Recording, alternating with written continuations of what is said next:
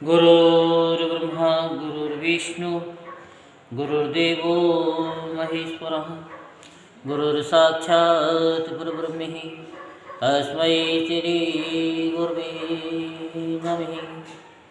ॐ गजाननं भूतगणाधिसेवितं कपितजम्बुफलचारुभक्षणं उमासुतं शोकविनाशकारिकं नमामि विघ्नेश्वरपादपङ्कजम्। सच्चिदानन्दरूपाय विश्वोत्पत्त्यादिहेतवे तापत्रयविनाशाय श्रीकृष्णाय वयं नमः। आज हम आपको श्रीमद्भागवत महापुराण के 8वें स्कंद का 17वां अध्याय सुनाएंगे। सो आप सभी ध्यानपूर्वक श्रवण करेंगे और धर्म लाभ प्राप्त करेंगे। भगवान का प्रकट होकर अदिति को वर देना।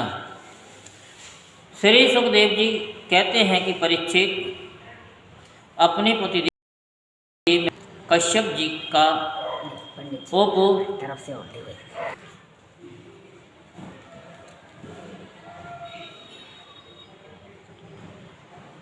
श्री सुखदेव जी कहते परीक्षित अपने पतिदेव महर्षि कश्यप जी का उपदेश प्राप्त करके अदिति से बड़ी सावधानी से 12 दिन तक इस व्रत का अनुष्ठान किया। बुद्धि को सारथी बनाकर मन की लगाम से उसने इंद्रिय रूप दुष्ट घोड़े को अपने बस में कर लिया और एक निष्ठ बुद्धि से वह पुरुषोत्तम भगवान का चिंतन करती रही।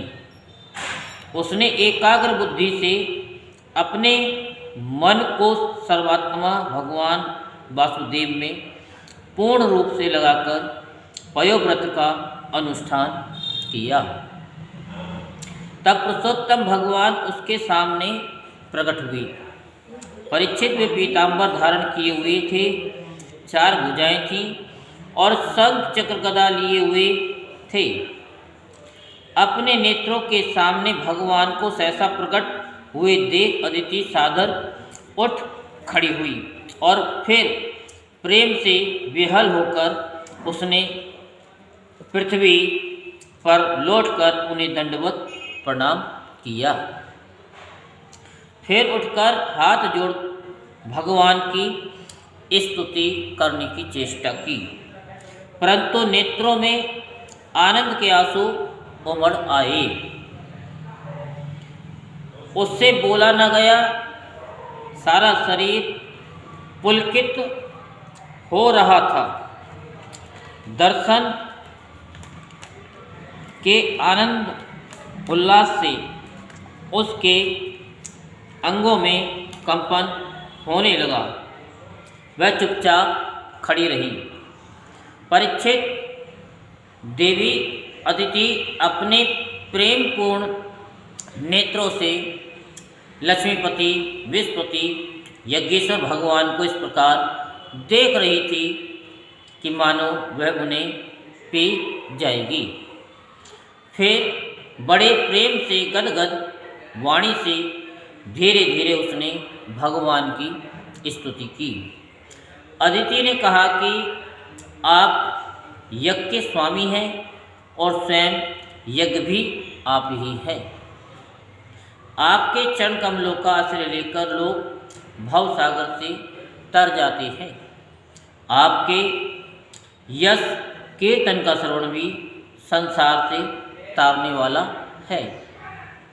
आपके नामों के श्रवण मात्र से ही कल्याण हो जाता है। आदि पुरुष जो आपकी शरण में आ जाता है उसकी सारी विपत्तियों का आप नाश कर देते हैं। भगवान आप दीनों के स्वामी हैं, आप हमारा कल्याण कीजिए।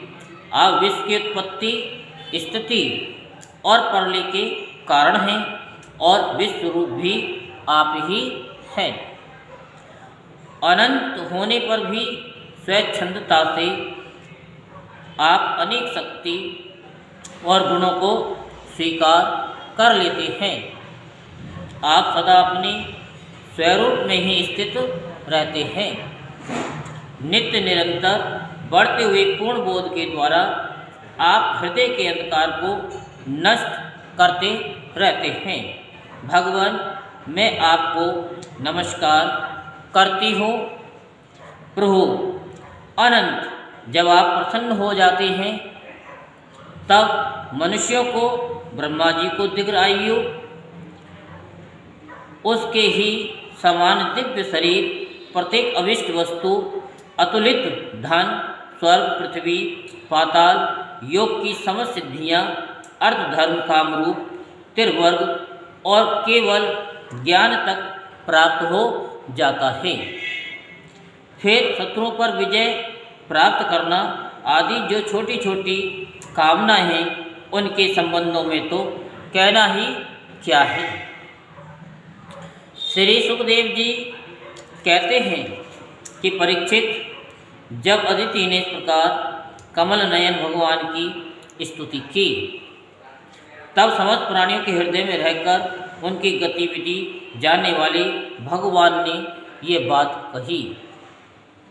श्री भगवान ने कहा कि देवताओं की जननी अदिति, तुम्हारी चिरकालीन अभिलाषा को मैं जानता हूँ। शत्रुओं ने तुम्हारे पुत्रों की संपत्ति छीन ली है, उन्हें उनके लोक स्वर्ग से खदेड़ दिया है। तुम चाहती हो कि युद्ध में तुम्हारे पुत्र उस मत वाले और बलि असुरों को जीतकर विजय लक्ष्मी प्राप्त करें। तुम उनके साथ भगवान की उपासना करो। क्या करो? उपासना करो। तुम्हारी इच्छा भी ये भी है कि तुम्हारे इंद्र आदि पुत्र जब शत्रुओं को मार डालें, तब तुम उनकी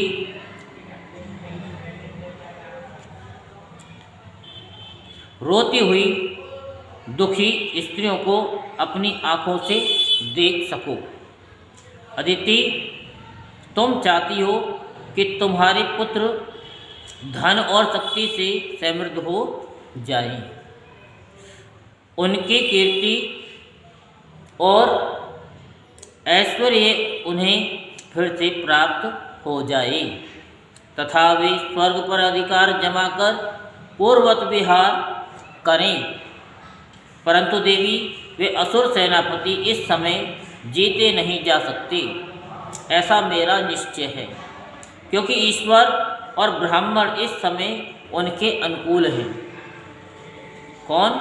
ईश्वर और ब्राह्मण। इस समय उनके साथ यदि लड़ाई छेड़ी जाएगी तो उससे सुख मिलने की आशा नहीं है। फिर भी देवी, तुम्हारे इस व्रत के अनुष्ठान से मैं बहुत ही प्रसन्न हूँ, इसलिए मुझे इस संबंध में कोई न कोई उपाय सोचना ही पड़ेगा, क्योंकि मेरी आराधना व्यर्थ तो होनी नहीं चाहिए, उससे श्रद्धा के अनुसार फल अवश्य ही मिलता है।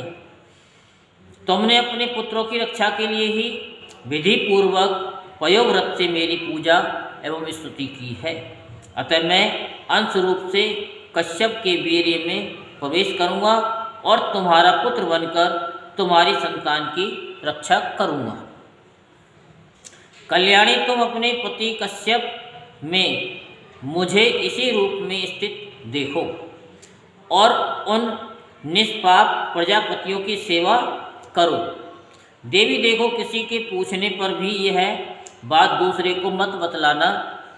देवताओं का रहस्य जितना गुप्त रहता है उतना ही सफल होता है। श्री सुखदेव जी कहते हैं कि इतना कहकर भगवान वहीं पर अंतर्ध्यान हो गए। उस समय अदिति ये जानकर कि स्वयं भगवान मेरे गर्भ में जन्म लेंगे, अपने कृत्य का अनुभव करने लगी। भला ये कितनी दुर्लभ बात है। वह बड़े प्रेम से अपने पतिदेव कश्यप की सेवा करने लगी। कश्यप जी सत्यदर्शी थे, उनके नेत्रों से कोई बात छिपी नहीं रहती थी। अपने समाधि योग से उन्होंने जान लिया कि भगवान का अंश मेरे अंदर प्रविष्ट हो गया है। जैसे वायु काठ में अग्नि का आधान करती है, वैसे ही कश्यप जी ने समाहित चित्त से अपनी तपस्या के द्वारा चिर संचित वीर्य का अदिति में आधान किया। जब ब्रह्मा जी को ये बात मालूम हुई कि अदिति के गर्भ में तो स्वयं अविनाशी भगवान आए हैं, तब वे भगवान के रहस्य में नामों से उनकी स्तुति करने लगी। ब्रह्मा जी ने कहा, समग्र कीर्ति के आश्रय भगवान आपकी जय हो। अनंत शक्तियों के अधिष्ठान आपके चरणों में नमस्कार है। ब्राह्मण देव त्रिगुणों के नियामक आपके चरणों में मेरे बार बार प्रणाम है। प्रश्नि के पुत्र रूप में उत्पन्न होने वाले, वेदों के समस्त ज्ञान को अपने अंदर रखने वाले प्रभु, वास्तव में आप ही सबके विधाता हैं। आपको मैं बार बार नमस्कार करता हूँ। ये तीनों लोक आपकी नाभि में स्थित हैं। तीनों लोकों से परे वैकुंठ में आप निवास करते हैं। जीवों के अंतःकरण में आप सर्वदा विराजमान रहते हैं। ऐसे सर्वव्यापक विष्णु को मैं नमस्कार करता हूँ।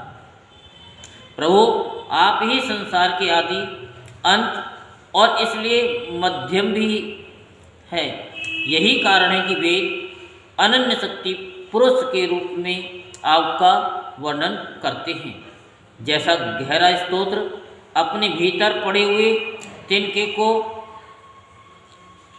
बहा ले जाता है, वैसे आप काल रूप से संसार का धारा प्रवाह संचालन करते रहते हैं।